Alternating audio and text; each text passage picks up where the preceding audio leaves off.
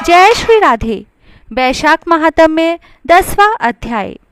श्री शिवजी महाराज ने ब्रह्मचार्य व्रत धारण कर लिया। गंगा तट पर एक वृक्ष के नीचे तप करने लगे। दक्ष की पुत्री पतिव्रता सती ने राजा हिमालय के घर मेनका के गर्भ से पार्वती के रूप में जन्म लिया तथा वहीं पर उनका पालन पोषण होने लगा। इसी समय तारकासुर नाम का एक राक्षस उत्पन्न हुआ, जिसने महातप करके ब्रह्मा जी से यह वरदान पा लिया कि वह देवता, राक्षस, नाग व मनुष्य किसी से नहीं मरेगा, परंतु रुद्र भगवान के पुत्र से उसकी मृत्यु होगी। राक्षस ने सोचा, जब शिवजी के स्त्री ही नहीं है तो पुत्र कहाँ से होगा, तो फिर मृत्यु कैसे हो सकेगी। तो उसने इस वर को स्वीकार कर लिया। ब्रह्मा जी ने बोला, तथास्तु। ऐसा वर पाकर तारकासुर ने सबको दुख देना आरंभ कर दिया। देवताओं को अपना दास बना लिया और देवांगनाओं को दासी। इस प्रकार जब देवता अत्यंत दुखी हो गए तो वे ब्रह्मा जी के पास पहुँचे।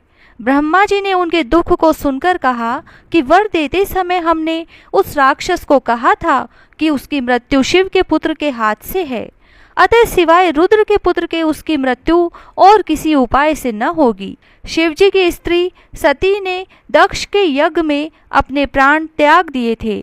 अब उसने पार्वती के रूप में हिमालय के घर जन्म लिया है, परंतु रुद्र भगवान हिमालय के शिखर पर घोर तप कर रहे हैं, सो ऐसा उपाय करना चाहिए जिससे रुद्र का पार्वती के साथ परिग्रहण हो जाए। तब सब देवताओं ने इंद्र सहित अमरावतीपुरी में जाकर गुरु बृहस्पति जी से सलाह ली और फिर इंद्र ने अपने कार्य की सिद्धि के लिए नारद तथा कामदेव को बुलाया और उनसे कहा कि वह हिमालय के घर जाकर उनको समझाए कि पहले जन्म में दक्ष की पुत्री श्री शिवजी की पत्नी अब पार्वती के रूप में तुम्हारी पुत्री हुई है। सती के वियोग में श्री महादेव जी तुम्हारे शिखर पर तप कर रहे हैं, इसीलिए तुम अपनी कन्या का विवाह उनसे कर दो, जिससे वहां जाकर उनकी सेवा कर सके, वही उसके पति होंगे। इंद्र की आज्ञा पाकर नारद जी को जैसा समझाया था वैसा ही करने के लिए चले गए और फिर इंद्र ने कामदेव को बुलाया कि सब देवताओं के हित के लिए तुम बसंत ऋतु के सहित तपोवन में, जहाँ रुद्र तपस्या कर रहे हैं, जाओ और वहाँ पर बसंत का विस्तार करो। और जब पार्वती जी वहां पहुंच जाए तब धनुष चढ़ाकर ऐसा बाण मारो कि शिव जी मोहित हो जाए।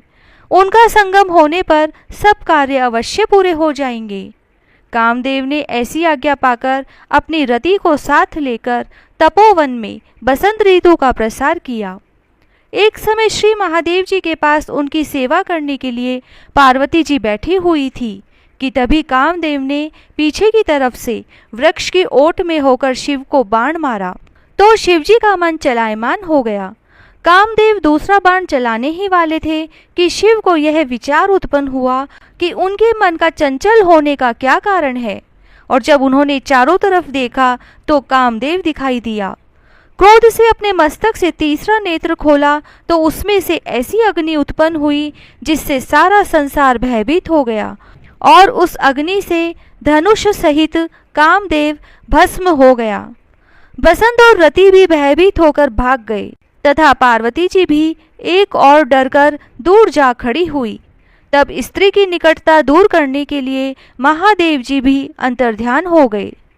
हित के सिद्ध करने वाले देवताओं का कार्य सफल न हुआ, किंतु उल्टा अनर्थ हुआ।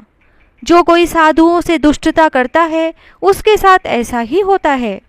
इसी प्रकार वह इक्ष्वाकु वंश का राजा भी साधुओं को अप्रिय था, क्योंकि वह भली भांति साधुओं की सेवा नहीं किया करता था। इसीलिए उसने महान दुख भोगे और बुरी से बुरी योनि में जन्म लिया एवं 7 जन्म तक कुत्ते की योनि में रहा। इसी प्रकार कामदेव ने शिवजी का अप्रिय करने से दुख उठाया। 10वां अध्याय समाप्त। जय श्री राधे।